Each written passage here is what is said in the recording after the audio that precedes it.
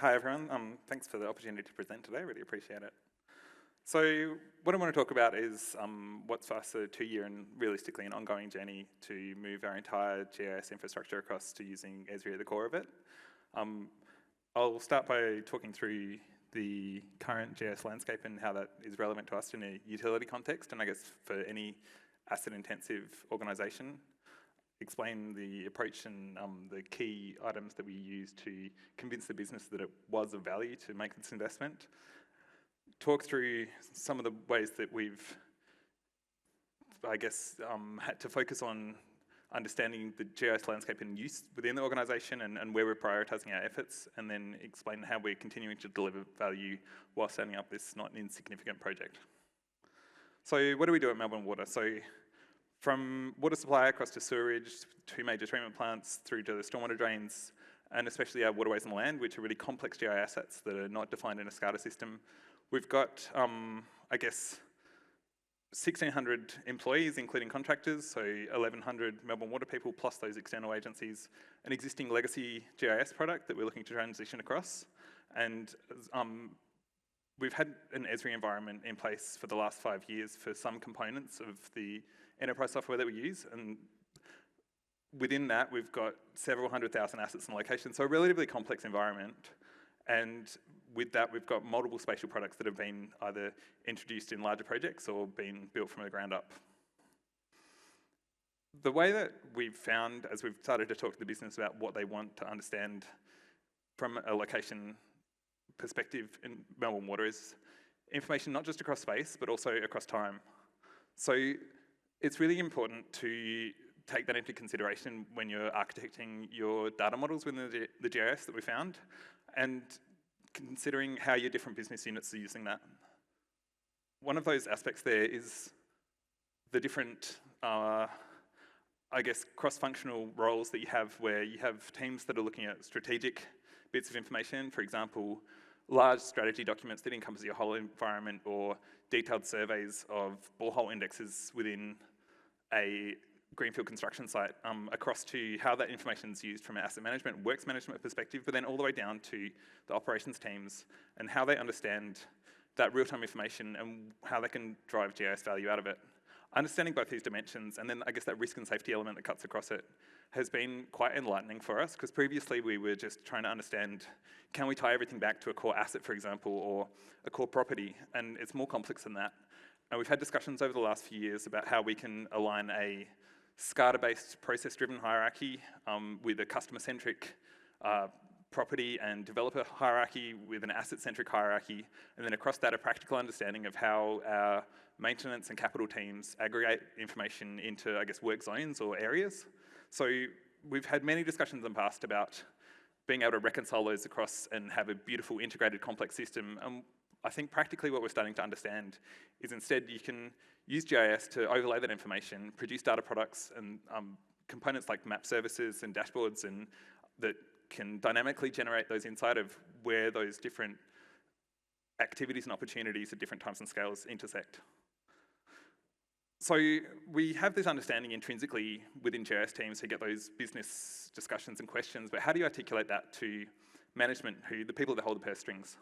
So for us, one of the ways that you can consider GIS is you take all that fantastic Esri terminology, and I think that's one of the appeals of the Esri platform. It's not just about the software, it's about all that contextual support, all of those best practice documentations, those white papers, those different teams that have worked in other organisations, so you can bring that knowledge across to your team when they assist you in implementation. So understanding not just a system of record, but also a system of engagement, and how that works for a water utility. So we're talking about the ability to understand situational awareness, so flood response, bushfire management, that integrated water management approach where you're understanding those 4 different products we were talking about: water, sewer, drainage, waterways and land. For us, the spatial system is the only way that we can understand where there's cross intersections, where we're doing a water supply renewal activity within a transfer network, and how that interacts with land management activities and responsibilities.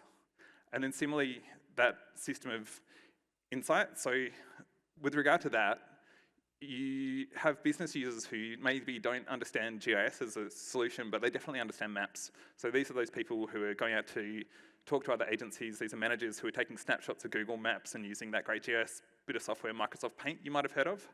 And basically, if you can speak to them in their language, and again, using those existing terminologies and existing explanations, you can bring that information across, get them to understand how you can support them to make their decisions, but using a GIS software and using, I guess, a core enterprise platform that's getting them accurate information.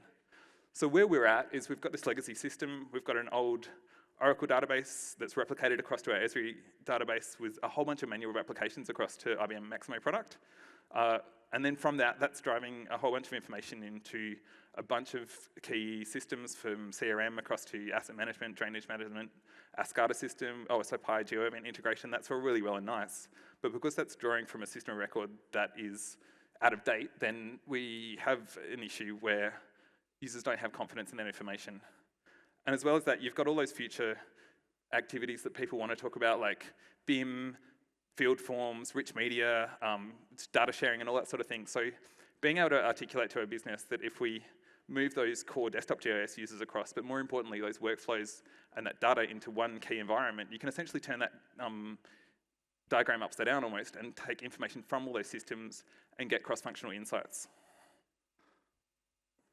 So where do you start? So as a government organisation, the first thing you do is you engage a consultant, of course. So that's a bit facetious. It was really helpful.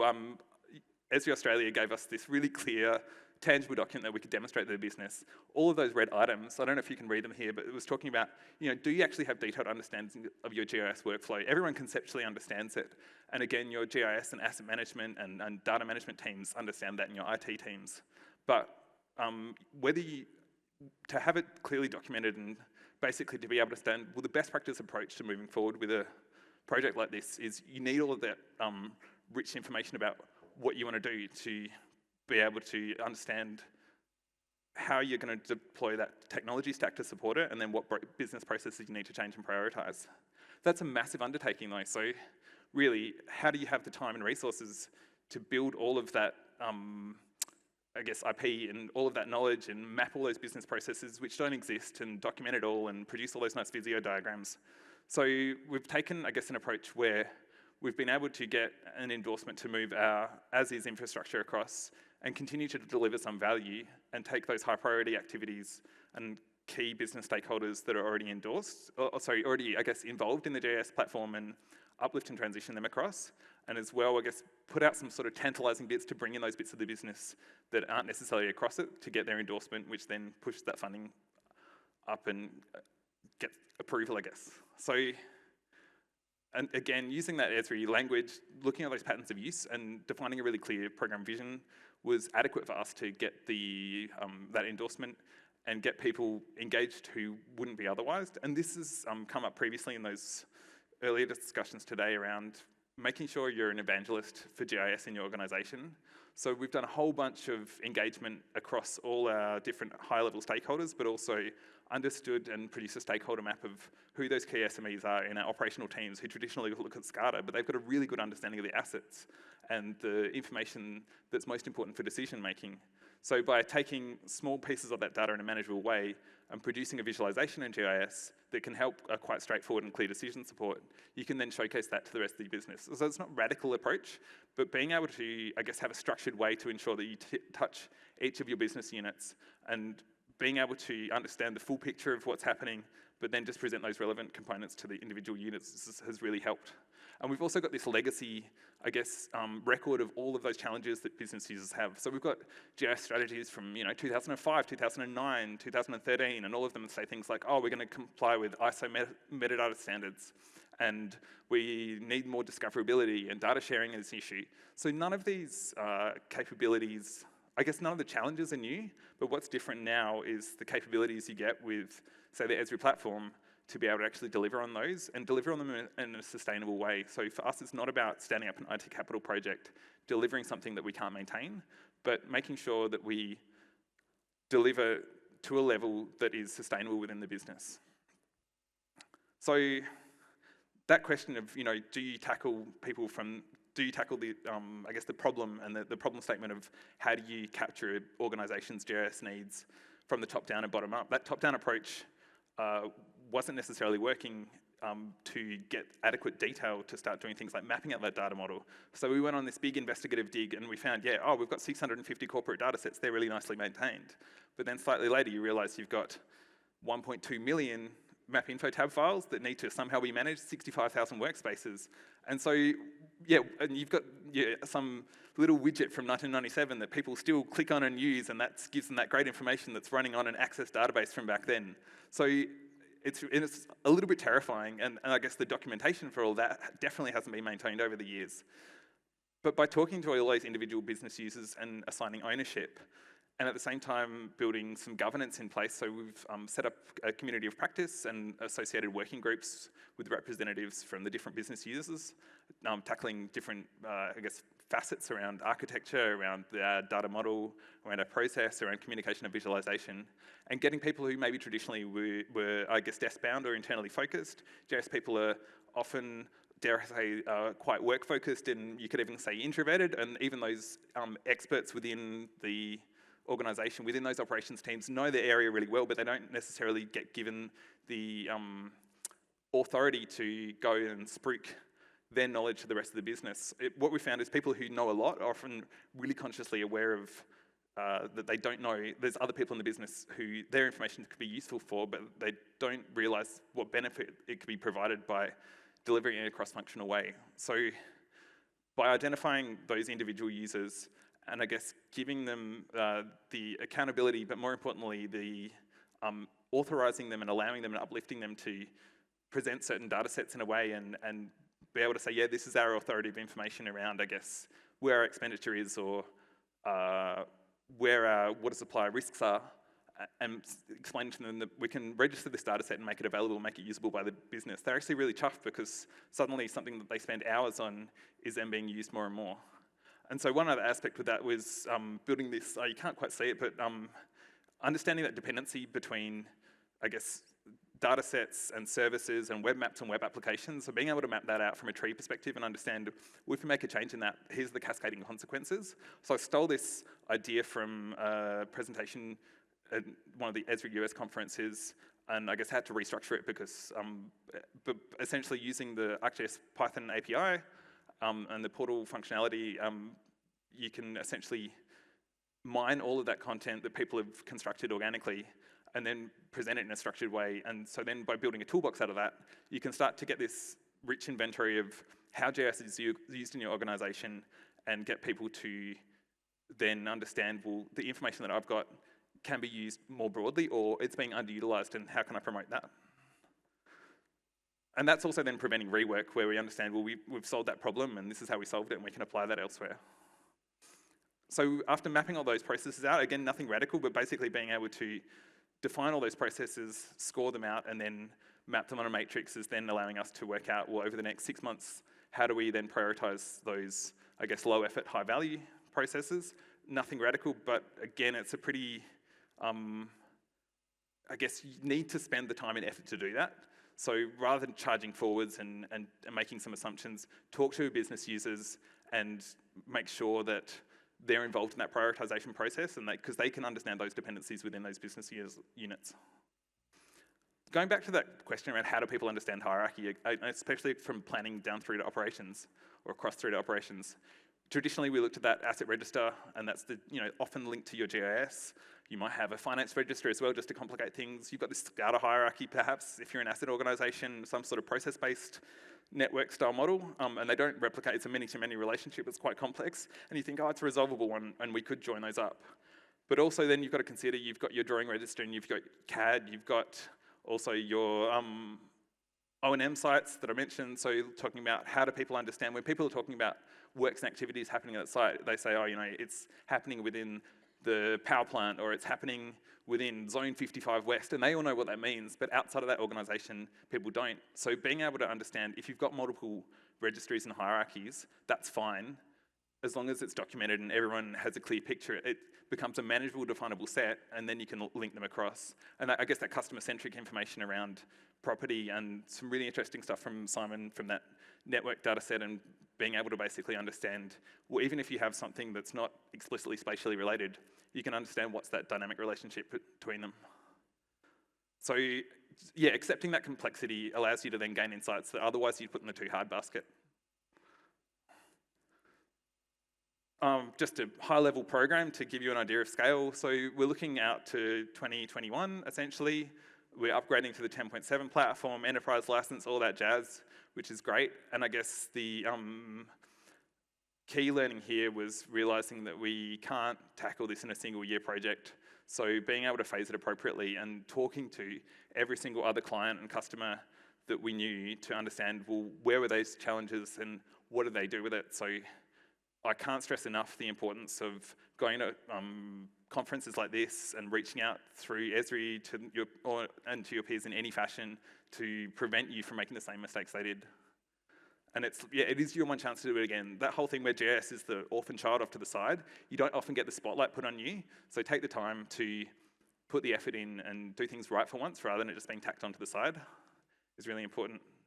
So I'll just talk about some actual, real things for once rather than a few more slides. So in terms of how we continue to deliver while we do this project, so this is a multi-year project and the business wants to see you demonstrate value immediately, but you've got a whole bunch of deployment activities and process mapping and meetings and then maybe some more meetings and just one more. So to continue to deliver that, we're actually deploying on cloud, but we have on-prem, but we have the ArcGIS Online environment, and we're taking that hybrid cloud approach with collaboration and those fantastic things that come with 10.7.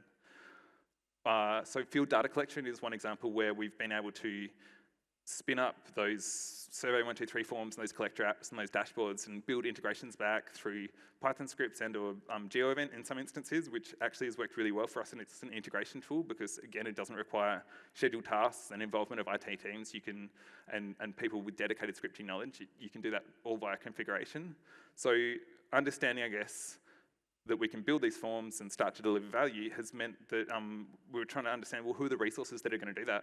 So what we looked at was those people that have been writing reports. They're people that understand the data model. They understand that really vague business requirement of, oh, can I have a report on information in the next month? I want to see costings across these councils by this asset class. Those really vague user stories that have to be turned into actually a tangible solution. They know how to design and style a form, like a report that works for the business. So reusing those resources meant we can bring them into the GIS fold, give them a bit of a taste, and then they're often running, and it's often the same. They've got those relationships with the business users. So that's worked really well for us. And I guess using the Esri solutions, so if you haven't seen it, the solutions.arcgis.com, and taking things like the valve inspection, hydrant inspections, and not necessarily even having to use the same exact data package, but using that as an inspiration and using that to demonstrate to the business, here are some of the potential capabilities that we could deliver if that's what you're interested in. Another thing that was really great for us was the Open Data Hub. So we sponsored GovHack this year, and we've had an Open Data Hub that hadn't been looked after for quite a few years now, so we revamped it and used that as an opportunity to, I guess, a couple of things. One was understand the metadata requirements and get those endorsed, get the business information management processes endorsed, and understand the technical processes of using ArcGIS sites, for example, which we're now then intending to use to build fit-for-purpose enterprise sites for the different people in the business. So that's been really fantastic. Please, come and visit it, give us any ideas, and that's also allowed us to build web feature services off those ArcGIS services, so it becomes platform agnostic, which in an Open Data Hub is a necessity. And those are existing business process improvement initiatives that we could jump on top of and get benefit from.